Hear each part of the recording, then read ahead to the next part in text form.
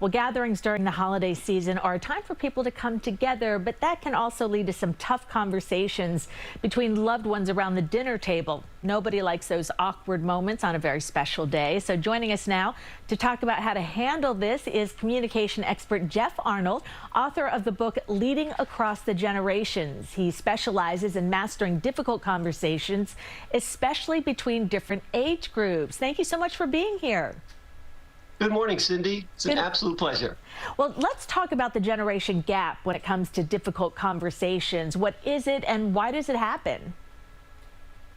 Yeah, there exists absolutely a different communication style based upon the generations, right? So briefly, we'll just unpack it from boomers to Gen X to millennials to Gen Z to the newest generation Alpha. They all communicate in very different ways. And though we don't have time right now, we can give you tips on how to connect amongst each generation and their communication styles. All right, now you say unaddressed conflict can have a negative impact on your relationship. So tell us about that. Yeah, absolutely. So all of us, right, the entirety of humanity are most alive when we're loved.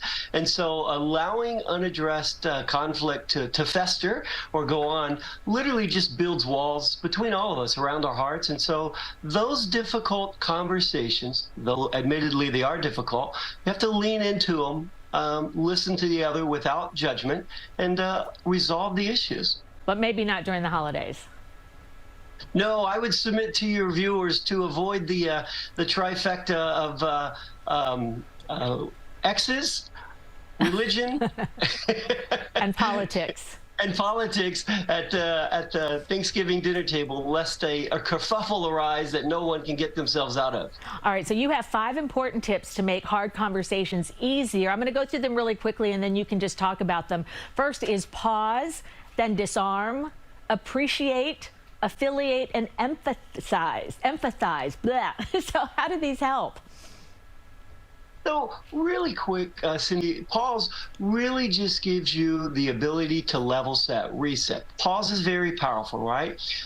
It is very okay to listen without responding. There's nothing wrong with that. And then disarm, you can avoid disagreeing directly. Again, it's okay that someone has a different opinion, and sometimes silence is the best option. And appreciate is really, if you can visualize, instead of sitting across the table from your adversary, maybe being in an argumentative, confrontational way, that you visualize being beside them and agreeing on them, right, or appreciating their viewpoint. And then the next one's affiliate. Certainly there are certain things that you all can agree on. For example, what's going on in the Middle East right now, there are strong emotional opinions on both sides, right? And whether you're on one side or the other, we can all agree that war is a horrible, terrible, ugly thing. So there's a place we can align or affiliate with each other. And then the last one is just sympathize.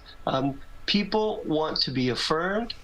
Even if you disagree with them, you can find things to agree with them on. Empathize with their viewpoint. All right, Jeff Arnold, communication expert, thank you so much for joining us today, and hopefully we'll have nice, peaceful dinners thanks to you.